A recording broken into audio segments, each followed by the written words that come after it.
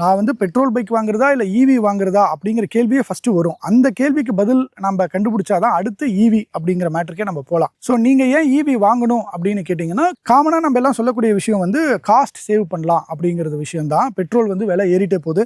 அதனால் ஈவி வந்து அஃபோர்டபுள் ப்ரைஸில் இருக்குது. நீங்கள் சார்ஜ் பண்ணி வீட்டில் சார்ஜ் பண்ணிக்கலாம். கரண்ட்டோட காஸ்ட்டு ரொம்ப கம்மி அப்படிங்கிறதெல்லாம் தாண்டி ஈகோ ஃப்ரெண்ட்லியாக இருக்குது, பொல்யூஷன் கிடையாது. இந்த மாதிரி நிறைய ஆஸ்பெக்ட்ஸ் இருக்குது. இதனால தான் இந்தியாவில் 2030க்குள்ளார கிட்டத்தட்ட 30% ஆஃப் வெஹிக்கிள்ஸ் வந்து ஓவராலாக ஈவியாக தான் இருக்கணும் அப்படிங்கிற ஒரு பாலிசியும் இந்தியன் கவர்மெண்ட் வந்து இம்ப்ளிமெண்ட் பண்ணியிருக்காங்க. அதுக்காக தான் நிறைய ஈவி மேனுஃபேக்சரிங் கம்பெனிஸும் நிறைய பைக்ஸை வந்து மேனுஃபேக்சர் பண்ணிட்டு இருக்காங்க, ஸ்கூட்டர்ஸ் மேனுஃபேக்சர் பண்ணிட்டு இருக்காங்க. அப்படி இருக்கும்போது நான் ஒரு எலக்ட்ரிக் ஸ்கூட்டரே வாங்கிடலாமே, ஏன் பைக் வாங்கணும் அப்படிங்கிற ஒரு கேள்வியும் இருக்குது. நான் இதுக்கு தான் முன்னாடியே சொல்லியிருந்தேன், நம்ம இந்தியன் மார்க்கெட் பார்த்தீங்கன்னா பைக்ஸ் தான் அதிகமாக விரும்பி வாங்கக்கூடிய ஒரு மார்க்கெட்டாக இருக்குது.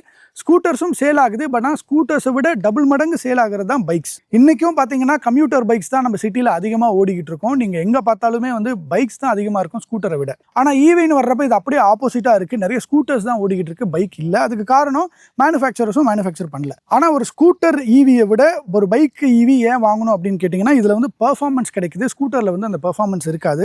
ரெண்டாவது ரிலையபிலிட்டி, மூணாவது கன்வீனியன்ஸ். ஆல்ரெடி நம்ம வந்து பைக்குக்கு பழக்கப்பட்டிருக்கோம், ஆனால் அது ஈவியில் இல்லை அப்படிங்கிற ஒரு குறை தான். அந்த குறையை தான் ராப்டி ஹெச்பி வந்து இப்போ சால்வ் பண்ணியிருக்காங்க. சரி, அப்போ ப்ரைஸ் ரொம்ப அதிகமாக இருக்குமே, ஏன்னா ஆல்ரெடி இப்போ மார்க்கெட்டில் இருக்கிற ஒரு பைக்கு பார்த்தீங்கன்னா கிட்டத்தட்ட 3.5 to 4 lakhs வரையும் போகுது. அப்போ இதுவும் அந்த ப்ரைஸில் தான் இருக்கான்னு கேட்டிங்கன்னா இல்லை. இது வந்து 2.39 ex-showroom and Chennai on road பார்த்தீங்கன்னா 2,55,000க்கு உங்களுக்கு இந்த பைக்கு ஆன் ரோடில் அவைலபிளாக இருக்கும்.